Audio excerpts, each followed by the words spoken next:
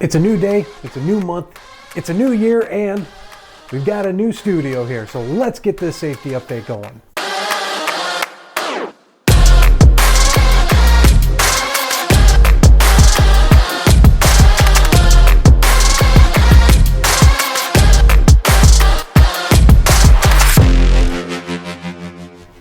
Hey there everyone, welcome to another edition of Safety Update with Sam. I, of course, am Sam. You really should know that by now. If you don't, we should probably have a chat. But I am the safety supervisor here at Meiborg, and I've made a couple of these now, and you guys have responded because I put out a survey at the end of last year, and you responded almost with unanimous, that's the word I was looking for, unanimous decision that you love this program. There's one of you that doesn't quite like it, but I'll get you this year, okay? I promise you're gonna like it this year. But regardless, no, like I said, I sent out a survey of things we can improve on, things that we're doing well, and you guys really came through and answered a lot of questions and gave some really great feedback and brought up even more topics than we've already talked about or that you've already told me about.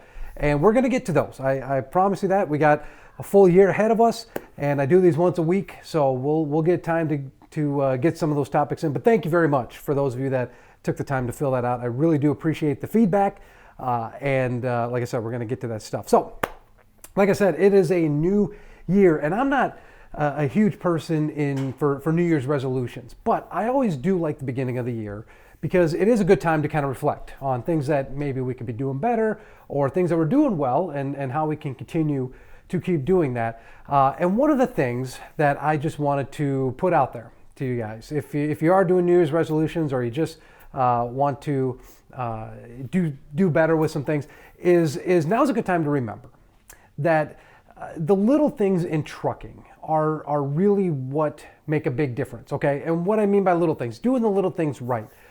Making sure that you're getting out to look, okay? Making sure that if you're turning, that you're not getting close to a curb, because as some of you know, these bumpers kind of fall off pretty easily. But just doing the little things, making sure that your logs are correct, you know, not going over the 11-hour drive time or the 14, you know, using personal conveyance right, using yard moves correctly. Now is a really good time to really hone in and do the little things well. Because like I said, the little things really do add up. If you do those little things well, you're going to be a very successful driver. And that's ultimately what we're trying to do here. We want to have successful drivers here at Meiborg. I know it might sound crazy, but I truly do want you guys and ladies to be successful out on the road. That is my main goal. If you go by my door at the office there at 11th Street, it says Driver Success Department. That is truly what I want. I want you guys to be successful. And anything that I can do to help you out with that, please let me know. But like I said, just doing the little things will make you successful. Making sure you're doing your pre-trips, okay? And doing a good pre-trip. Making sure your tires are looking good. Again, getting out and looking if you have questions about backing up or if you have the clearance to do something.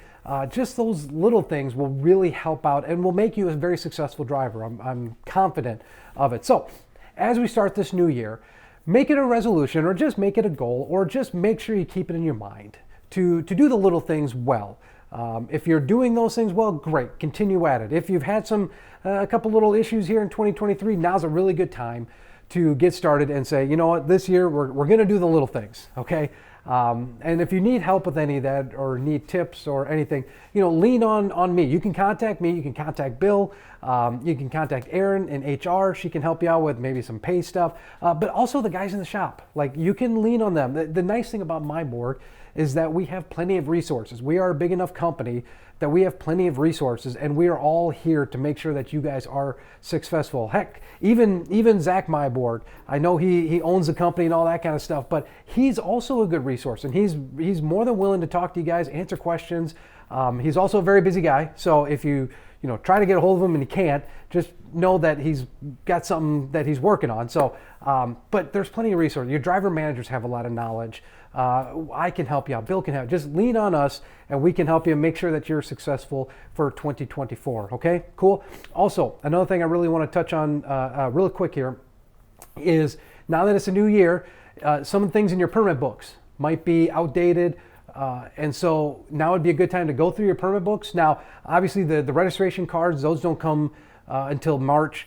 And same with insurance. I believe those are up in March or April or something like that. But there's probably some permits in there that we've got updated. Like we have the updated Kentucky permit, the Kentucky alcohol permit. I'm waiting on the Indiana one as of tonight, as of I'm recording this. Still waiting on the Indiana one because they're pokey, because all that has to be mailed in and then they mail it back. So they haven't got with the times yet. But also IFTA. We have IFTA stickers at the shop there now. So the next time you're at the shop, or even next time you're close, and you okay with the driver manager, swing on down. We'll get you the IFTA stickers for 2024. They have to be on by the end of February. So we really want to get you guys through. Takes literally 3 minutes. I think I haven't timed the guys, so don't quote me on that. But it doesn't take long, and then you'd be good for the year. So just when you get a chance, go through your permit book. Make sure that you got current permits. If you need something, let me know next time you're in, or I could even email out to you what I've got, and you can print it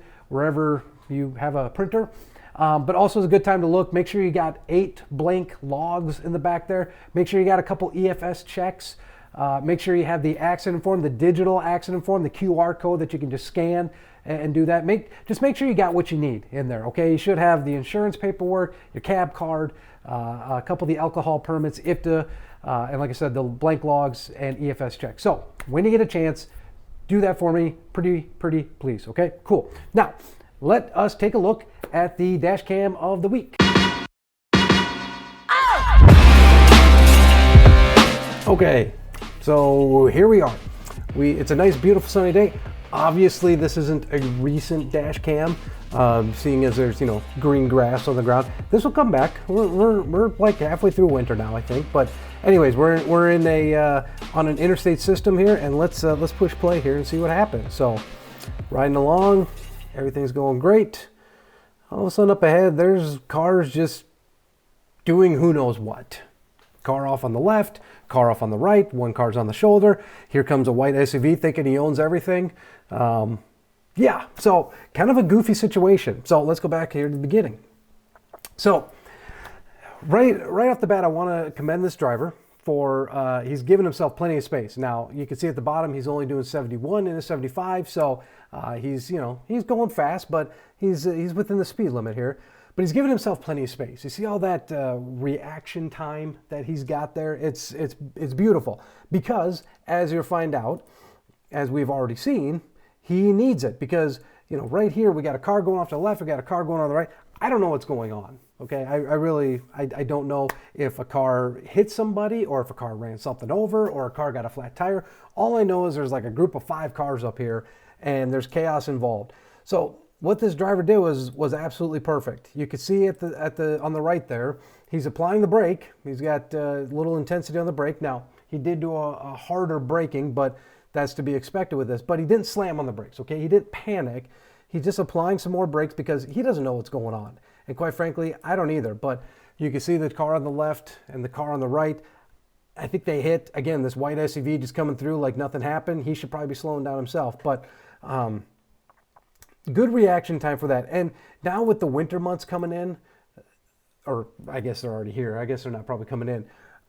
This is so crucial to have this kind of reaction time with cars in front of you, because you never know if the roads are slick. Like, I mean, even this morning, coming into work at Meiborg there, the roads were slippery, and I didn't realize it was misting the night before, or that night, and get out on the road, and all of a sudden, whoa, it's a little slippery out here. So you just never know in the winter months. You could be doing just fine, and then all of a sudden you could come into a bad area, and you're gonna want space like this in between you and the cars should something like this happen. I mean, if we put this in the wintertime, we could say a car spun out. He's going down in the ditch, whatever. You just need that kind of reaction time.